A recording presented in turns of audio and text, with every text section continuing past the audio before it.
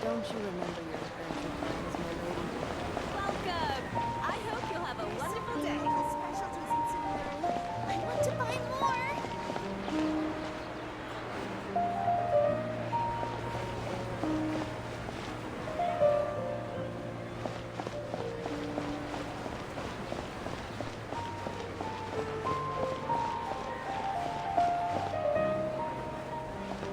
Don't you think my craftsmanship deserves a higher prize?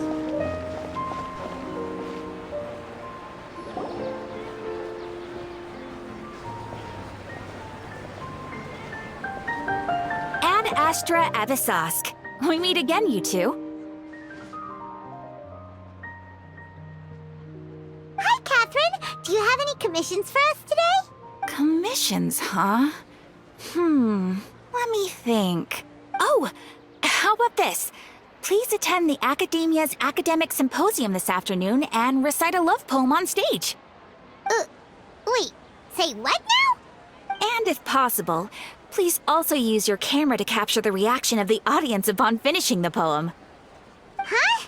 What kind of commission is that?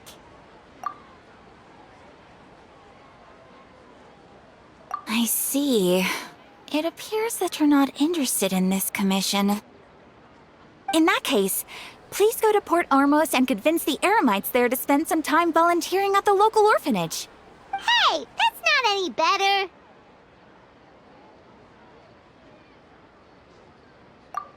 I'm sure the mercenaries will have some interesting reactions as well. Paimon's gotta ask, just who exactly has been submitting these commissions to the Adventurers Guild? Oh, the commissioner? Well, actually, I just wanted to see the two of you in action. Was it so obvious? I was hoping you would actually take one of those commissions. That kind of chance to observe humans doesn't come by often. Ah, so it's Nahida. Paimon just knew Catherine wouldn't crack those kinds of jokes. When did you get into her head? From when she said, Ad Astra Abyssosque. So it's been you this whole time? Are you done resting up, Nahida? Yes. I've been sleeping ever since we parted ways, and I even had a really, really long dream. It was another dream about the Sub-Zerus Festival, except it was a happy one. In my dream, I was sitting in the middle of a flower terrace, and everyone in Sumeru City was holding hands as they danced in circles around me. They danced round and round, and everyone looked really happy. I also got to sit on a gigantic flower carriage. Ferris, the Knight of Flowers, raised me really, really high above the ground, and I was throwing an endless amount of Yalda candies at the children. You know, Nahida, maybe your dream is how the Sub-Zerus Festival really should be. It's meant to be a joyous time where everyone gets together to celebrate your birthday. Huh? Wasn't I describing a really happy dream? Why are you both looking at me like that? Wait, could this be an example of the emotion known as pity? No, we aren't pitying you. That would only make everything worse. We just don't want you to feel too sad. By the way, have you had a chance to visit Dunyarzad? How's she doing? The Homianis haven't allowed any visitors after the festival, so we haven't been able to check on her. Yes, I paid her a visit right after I woke up. She was resting at the time. Her condition is stabilized. However, since Elazar is a manifestation of the withering on the human body, we can only cure it by finding a way to take care of Irminsul's own withering. But for the moment, our top focus should still be figuring out what the sages are up to and what they're planning. Right. Who knows what'll happen if they manage to pull off another scheme like the Samsara of the Sub-Zerus Festival? So our first priority should be investigating and putting a stop to the sage's activities. As for how we should pull that off, let's discuss it somewhere else. There are too many adventurers around here. Oh, good point. Sorry, adventurers. We're gonna be borrowing Catherine for a little while.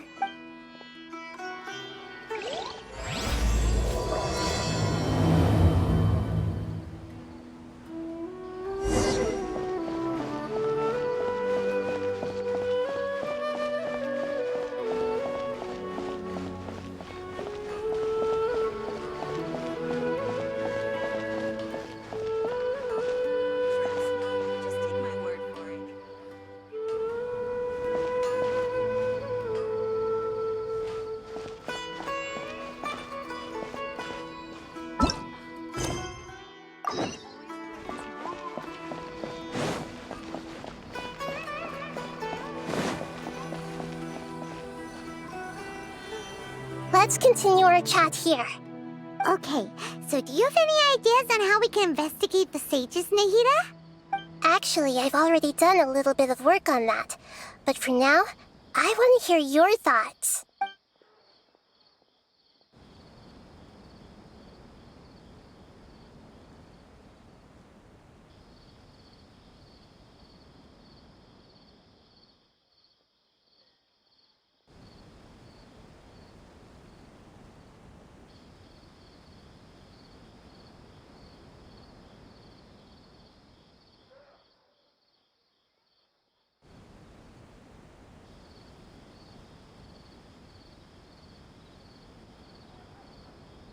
I've already tried that, but all the key members of the Academia, even the core 30 guards, intentionally avoid wearing their Akasha terminals.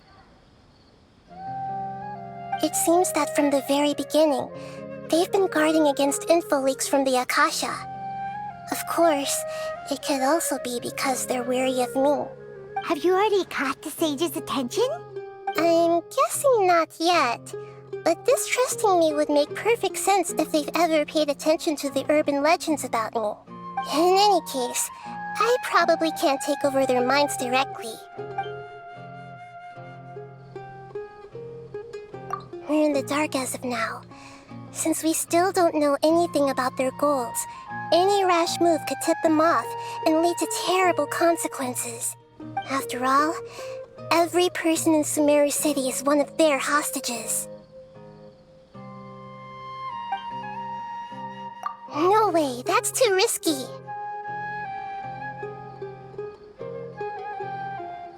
You mean it'd be too easy to get caught? No, it's not that. We shouldn't involve innocent students in this. A single mistake could completely ruin their lives. Doing that would be ignoring the safety of my people for my own selfish goals. How is that any different from what the sages are doing? That's a good point.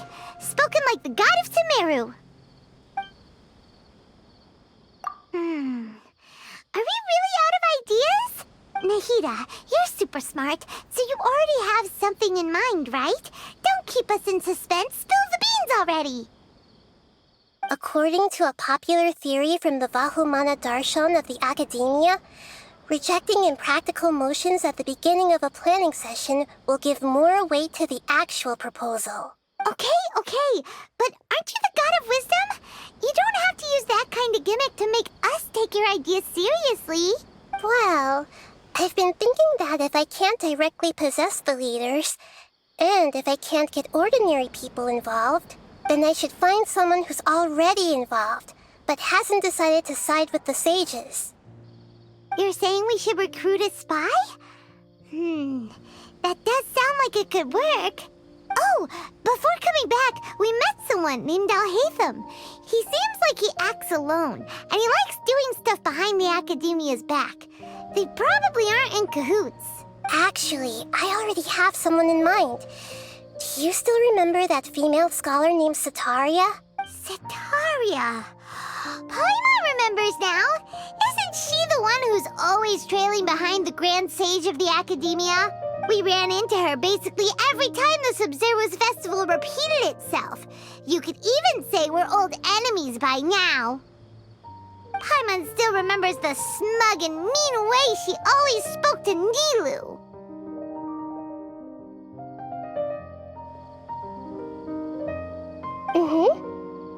I've always liked observing all kinds of people, and Setaria has always stood out from the crowd. She was born in the desert and was hailed as their greatest genius. Her academic gifts allowed her special admission into the academia, and also gave her the opportunity to serve as the sage's assistant. Oh, Paimon didn't know she was from the desert. She must be pretty special then. Paimon feels like most of the desert dwellers around the city are working as mercenaries. The name Setaria means star. When she lived in the desert, she shone like the brightest star in the night sky. Later on, she was chosen by the sun. The star was given a place in the daytime sky to complement the sun's dazzling light. Soon after, the star witnessed the sun scorching the earth, which brought forth many disasters. The star began to waver. Instead of staying beside such a sun, wouldn't it be better to return and light up part of the night sky? But in the end, she couldn't give up the radiance of daytime. To cope with her shame, the star buried her guilt and closed her eyes. From the sound of it, Setaria's just hung up on the research opportunities here. But she doesn't really support the academia. She still feels guilty about not doing more for the desert, right? She's just running away from her problems. Indeed. When they are presented with complex moral issues, many people will simply plug their ears and go with the flow until the problem can't be fixed anymore. She's suppressing a lot of guilt, but before she realized it, she had already become the sage's accomplice. She can't deny her part in their schemes anymore. Right. We must somehow make her face her problems again. That way, not only can we get useful intel from her, but she can also use it as an opportunity to redeem herself. From my past observations, Setaria will take a day off from the academia every 10 days to do some shopping in the city. Tomorrow afternoon just happens to be a shopping day for her. That'll be our chance. To prepare, let's go check out some of her favorite spots and have a quick chat with a few of the vendors there.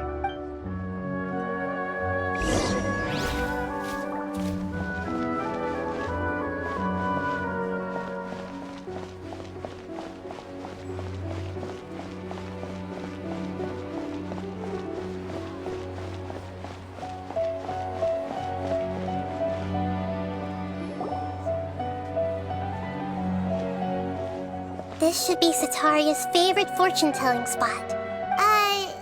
So should we ask the fortune teller about Setaria? No, I already have enough information on Setaria. The most important thing now is for you to pay attention to the vendor's talking style and key characteristics. Talking style and key characteristics? My poor lost lambs, have you become troubled over your fates? The divine voice of wisdom often echoes between mine ears. If thou be blessed today by the gods, I may be able to show you the way. Huh? Really? Nahida, you've been whispering things to her? Shh! My friend here has some doubts regarding her future. Can we get a fortune reading for her? Of course, of course. In that case...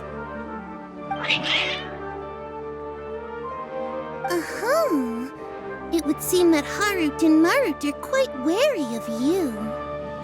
Perhaps, at some time in the past, you have somehow offended the gods. Only mocking the god of Animo, questioning the lord of Geo's financial savviness, and brawling with the god of Electro. Do those count? Oh, nothing. Go on, pick an aspect for her to divine.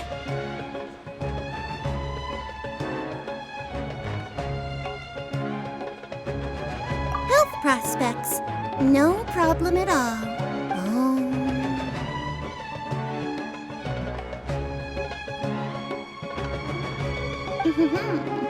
The gods have spoken. The truth shall be revealed. Your life shall continue on for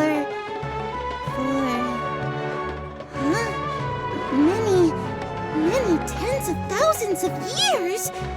Impossible.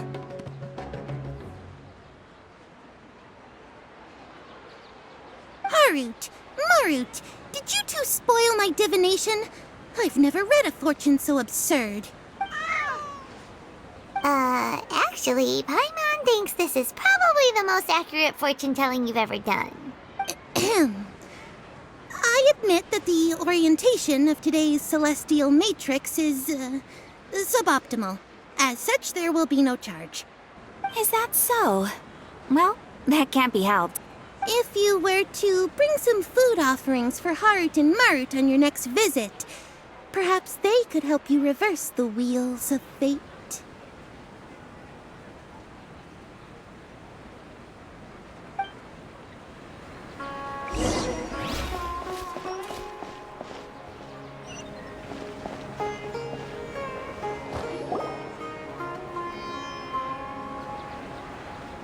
Is this another one of Sataria's favorite stalls?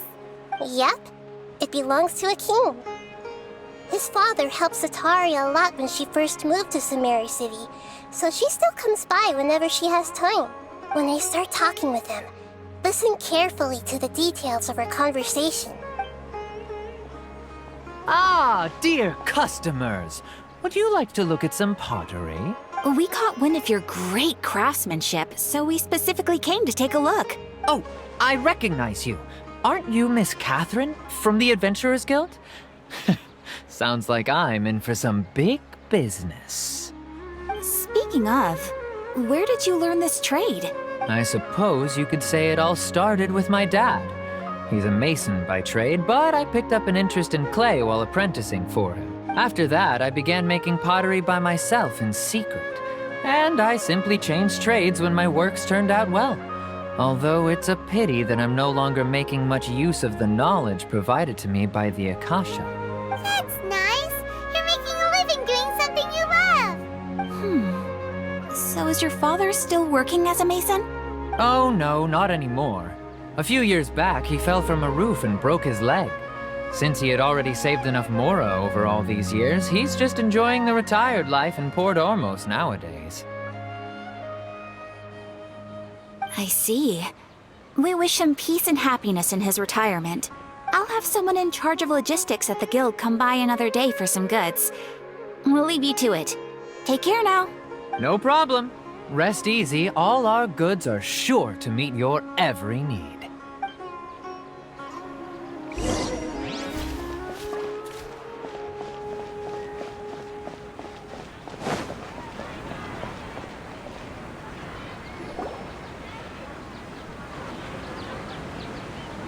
This should be our final stop. Sataria's always thinking of this restaurant when she's working at the academia, so she always comes by whenever she's out in the city. Nahida, you've really thought of everything. It's my duty to protect Sumeru's citizens, after all.